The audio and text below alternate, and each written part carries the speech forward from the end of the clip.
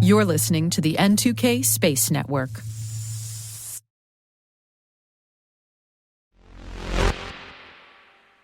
The maple. You can tap it for its delicious syrup. Its leaf adorns the flag of Canada, stunning red and orange colors in the fall. And maple is also an experiment successfully demonstrating wireless power transmission in space, thanks to the brilliant minds at Caltech. T-minus 20 seconds to LOS speed rest. Go for deploy. Today is June 5th, 2023. I'm Maria Varmazes, and this is T-minus.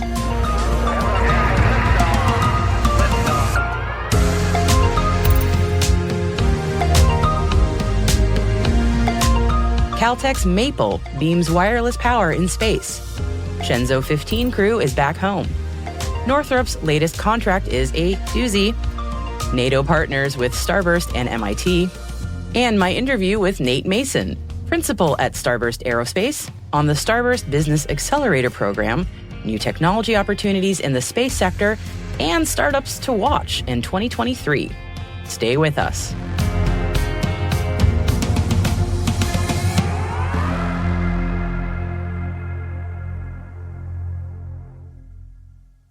Now let's take a look at our intel briefing for today. As we said at the top of the show, Caltech announced that its space solar power prototype, called Maple, successfully transmitted power wirelessly in space for the very first time. Maple stands for Microwave Array for Power Transfer Low Orbit Experiment, and it is aboard Caltech's Space Solar Power Demonstrator 1, or SSPD-1, the first spacecraft in the university's Space Solar Power Project. Maple beamed power to an onboard receiver about a foot away from its transmitter to light up some onboard LEDs as a demonstration, proof that even in the extraordinarily harsh environment of space, wireless power transmission can work. Maple also beamed down energy to a receiver on the Caltech campus successfully. Both were very necessary proofs of concept for this kind of power generation to ever work on a larger scale. Indeed, the idea is that one day we might be able to tap into the basically unlimited power of solar energy we can get in space, with constellations of craft that can capture the sunlight, transform it to electricity while still in orbit, and then beam it down to locations on Earth. Ali Hajimiri, Bren Professor of Electrical Engineering and Medical Engineering and co-director of this project, said this: "In the same way that the internet democratized access to information, we hope that wireless energy transfer democratizes access to energy. No energy transmission infrastructure will be needed on the ground to receive this power. That means we can send energy to remote regions and areas devastated by war or natural disaster." Now, Caltech's not the only group working on wireless power transmission from space. JAXA and Kyoto University previously announced their own plans for a similar experiment with a target of 2025. May all these efforts yield good data and help move this technology forward. Chinese taikonauts Fei Junlong, Deng Qingming, and Zhang Lu touched down in their Shenzhou 15 spacecraft return capsule at the Dongfang landing site on Saturday. The Shenzhou 15 crew were part of the first ever crew handover on the Tiangong space station, which China hopes to keep in continuous operation for the next decade. Northrop Grumman has been awarded over $80 million from the U.S. Air Force Research Laboratory to conduct communications experiments using commercial space internet services. The contract was awarded through AFRL's Defense Experimentation Using Commercial Space Internet, which is known as DOOSY. The program is working with defense contractors and commercial satcom providers to figure out how to integrate commercial space internet services with military platforms and weapon systems. Northrop Grumman was awarded a 4-year contract to connect military platforms, such as aircraft and ground vehicles, with commercial space internet constellations that operate in geostationary, medium, and low Earth orbits. NATO's Defense Innovation Accelerator for the North Atlantic, known as DIANA, has partnered with Starburst Aerospace, Mission Innovation X at Massachusetts Institute of Technology, known as MIT MIX, and Mass Challenge. The partnership aims to expand access to resources for startups from across NATO nations. NATO's Diana program supports emerging and disruptive dual-use technologies that address critical transatlantic defense needs and security challenges. The initiative aims to foster a new generation of deep tech entrepreneurs. Starburst, MIT, MIX, and Mass Challenge were selected by NATO to assist the alliance in identifying solutions related to dual-use technologies and inter-allied exchange and diversity. The partnership will roll out the next phase of Diana's expansion to include the launch of the first of several competition-style programs. And we'll have more on Starburst's accelerator program later in the show when I speak to Nate Mason, who is Starburst's Aerospace and Defense Venture Capital Startup Advisor. Now, staying with NATO, and the U.S. Space Force is preparing for future operations with the alliance. Chief Operations Officer for the USSF, Lieutenant General Deanna Burt, visited Germany late last month to receive a briefing on NATO space operations at the NATO Space Center at Ramstein Air Base.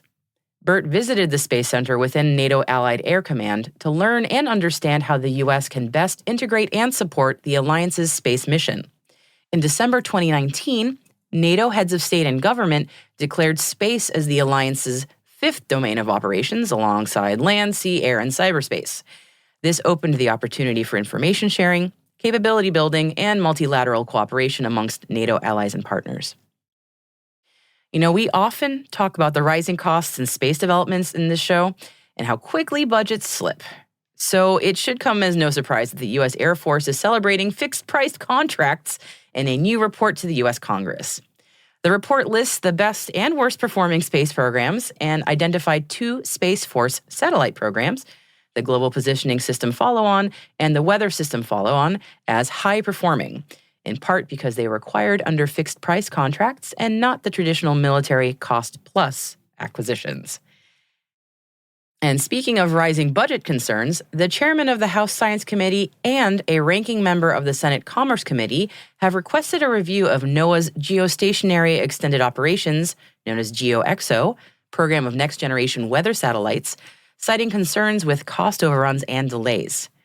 NOAA has projected that it will spend nearly $20 billion over the life of the GeoXO program, which is nearly double what it spent on the predecessor program known as GOES-R. The members of the 2 oversight committees have asked the Government Accountability Office to examine if NOAA has followed best practices and statutory guidance in setting cost estimates for GeoXO. They are looking for the GAO to review the design and development of the program, assess NOAA's strategies to stay on cost and schedule, and look at how NOAA has incorporated lessons learned from GOES-R.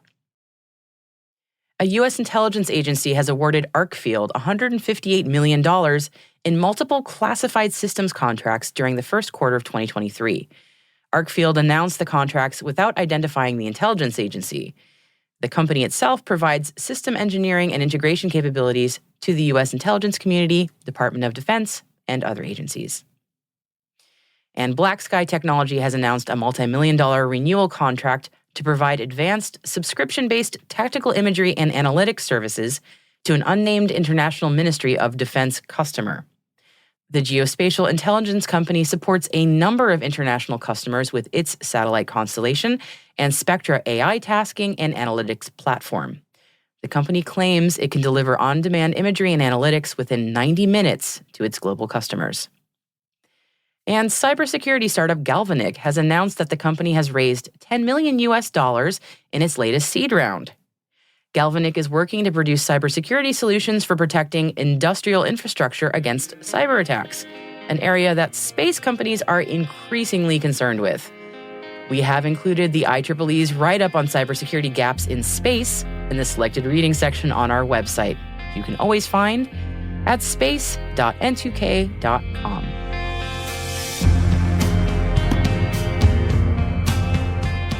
Hey, T-Minus crew, speaking of Mondays, on every Monday we produce a written intelligence roundup. It's called Signals and Space. So if you happen to miss any T-Minus episodes, and we hope you don't, this strategic intelligence product will get you up to speed in the fastest way possible. It's all signal, no noise. You can sign up for Signals and Space in our show notes or at space.n2k.com. And stay with us now for our chat with Nate Mason, principal at the Starburst Accelerator program, on companies to look out for in 2023.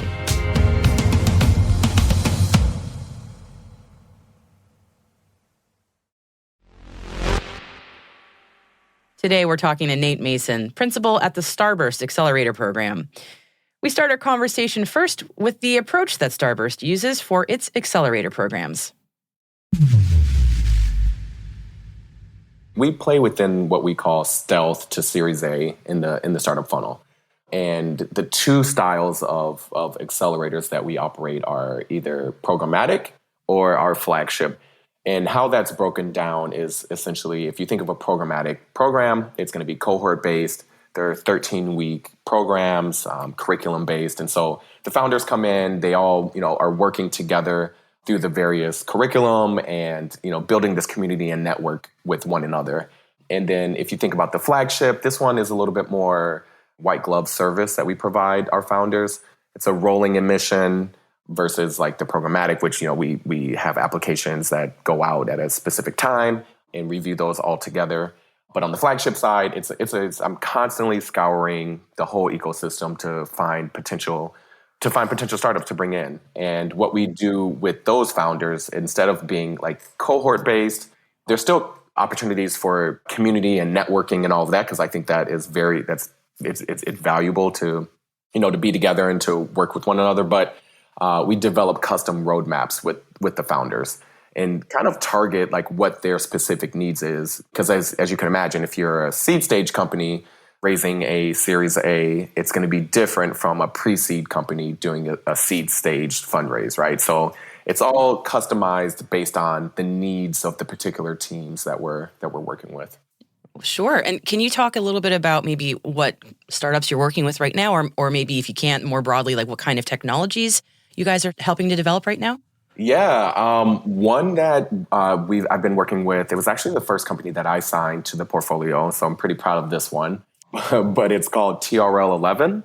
The founder is a serial entrepreneur. Just to give some context on Nico, he had a successful exit with his previous startup, which revolutionized the way Hollywood and the entertainment industry record media.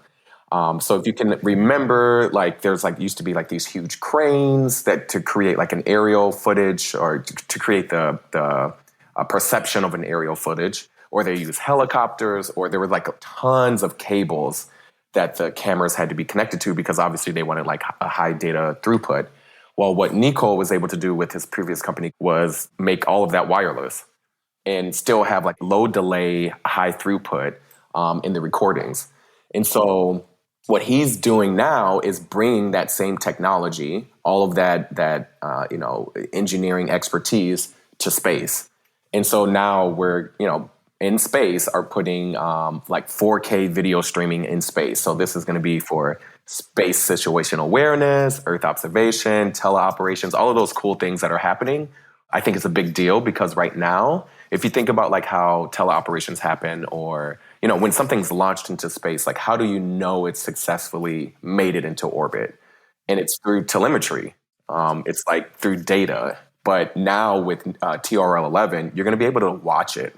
And so if there's a failure that happens and occurs in space or during the launch, like you're going to be able to watch it live and get like that footage and understand exactly what happened and not have to, kind of rely on telemetry data to kind of poke around and figure out like what went wrong or what went right. Did TRL11 know that there would be a potential space application for this technology, or was that something that you approached them and said, hey, did you know that this would be really handy in this context? Oh, no. So Nico was already developing this, and I found him through just deal flow. And so he was developing this. He actually just closed a $3 million pre-seed round. He was already really interested in space, and he saw that there was this capability to bring this capability, this video 4K streaming into space. And if you talk to him, he always says, if you think about email or social media or home security, everything kind of starts off, analog, where it's like text-based or you have an alarm with a sound that goes off. But it all moves to video. Like if you can't get onto social media now without seeing just tons of videos in your streaming, or everyone has home security that's now video, or like there's so much value in video. And so he saw all of that and was really interested in space and saw that the capability hasn't been brought to space yet, and took the opportunity to build it and to do it. So we're talking about like new opportunities for technology. So let's broaden that bit. Like what other maybe new technology opportunities are you seeing in aerospace and defense that you're really excited about? I think what I'm excited about is the biotech applications that are being built. There's a lot more challenges to doing science in space. And I mean, the thought is if you're able to overcome those challenges and hurdles and produce something in space, then there's probably an application for it down here on Earth. But, space health, when it comes to human health, think of microgravity with being able to do things in space that you're not able to do here with around 3D printing of organic materials. And yeah, just generally, pharma research and all of those things. I think that's really exciting. Our managing director, Elizabeth Reynolds, has a background in biology. And so she brings that flair to Starburst and that understanding, that expertise, and has been able to pull in a lot of experts into this field and startup founders that, I think traditionally we wouldn't have thought about. The nexus between biotech and space is kind of it's hard to wrap your mind around a little because I don't naturally think about that, but I think there's a lot of exciting advancements happening in that arena for sure. I think we forget how much influence space can have on our everyday life down here on Earth. And that's what's exciting to me about what's happening with the biotech sphere, right? What's happening today, that's going to impact us in 20 years that we have no idea. And, you just go into your office in 20 years or your pharmacy and you pick up something and have no idea that it was originally developed in space. I'm going to switch gears a little bit and thinking more broadly about the current challenges in the market. And also just as we're seeing companies trying to go through these different funding rounds and capital's tight right now. What does the industry need for success moving forward? The economic macro trends right now are definitely trending downward, and we've seen. I think the last data point I read was there's a 60% decrease in venture deals if you compare just 12 months from 12 months ago.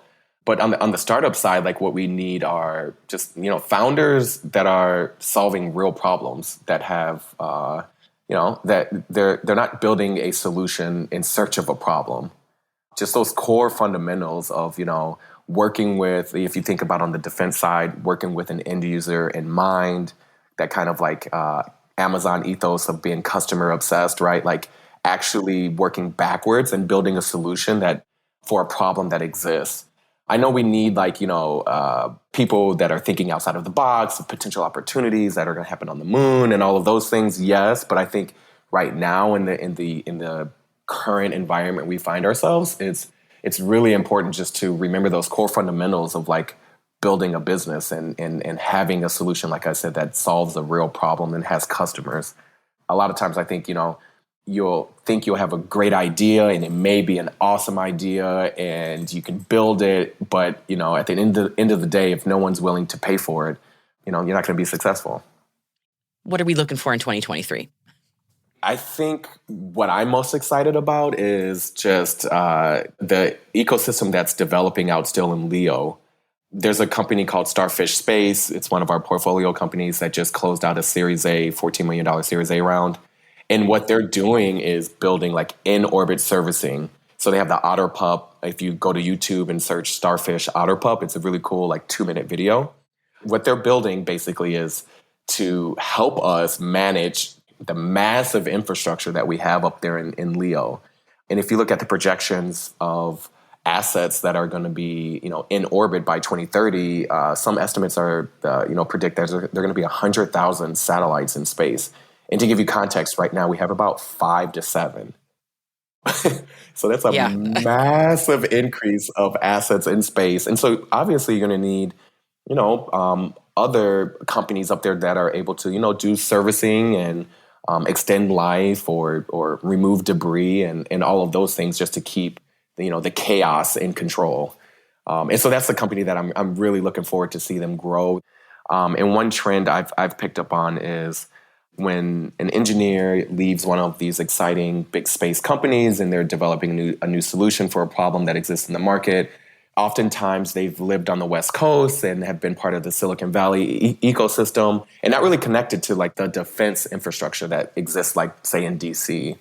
And so when I chat with a lot of founders, what I've been picking up on is a lot of them are starting to understand that ecosystem and actually develop dual use capabilities, right? Like if you obviously have a satellite that can remove debris or like space, like starfish, there's obviously like intelligence or defense applications that could be applied to that as well, right, for the United States. And so this trend of aerospace just exploding, number one, in Los Angeles and Southern California, it has, there's been a 3x explosion in the past 2 years in startup activity just here. And so this trend of just more economic activity in aerospace that are building dual use capabilities, this is pretty exciting, I think, because it's bringing a new innovation model to like the government procurement sector, in which now instead of like building solutions internally and taking a very long time to get whatever solution into their ecosystem, they can turn to the startup community here in California and procure those resources and have something into their mission set within 6 months to a year versus 5 years to 10 years.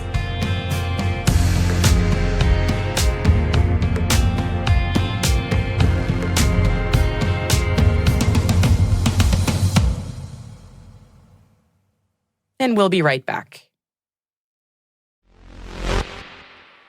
And welcome back.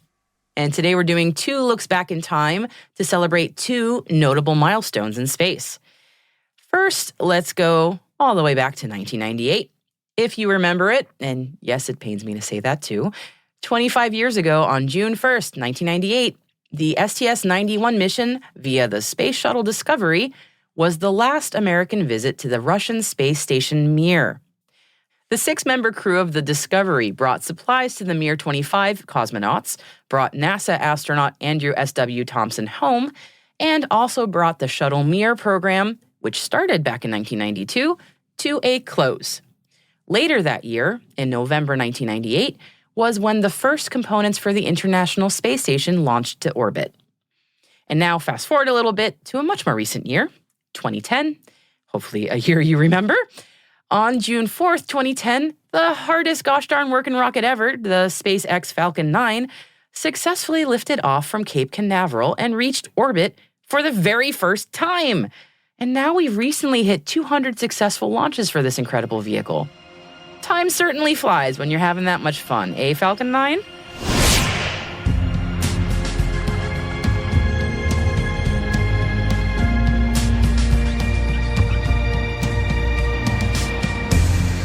That's it for T-Minus for June 5th, 2023. For additional resources from today's report, check out our show notes at space.n2k.com. We'd love to know what you think of our podcast. You can email us at space@n2k.com or submit the survey in our show notes. Your feedback ensures that we deliver the information that keeps you a step ahead in the rapidly changing space industry. We're privileged that N2K and podcasts like T-Minus are part of the daily routine of many of the most influential leaders and operators in the public and private sector, from the Fortune 500 to many of the world's preeminent intelligence and law enforcement agencies. N2K's strategic workforce intelligence optimizes the value of your biggest investment, your people. We make you smarter about your team while making your team smarter. Learn more at n2k.com. This episode was produced by Alice Carruth, mixing by Elliot Peltzman and Trey Hester, with original music and sound design by Elliot Peltzman. Our executive producer is Brandon Karpf. Our chief intelligence officer is Eric Tillman. And I'm Maria Varmazes. See you tomorrow.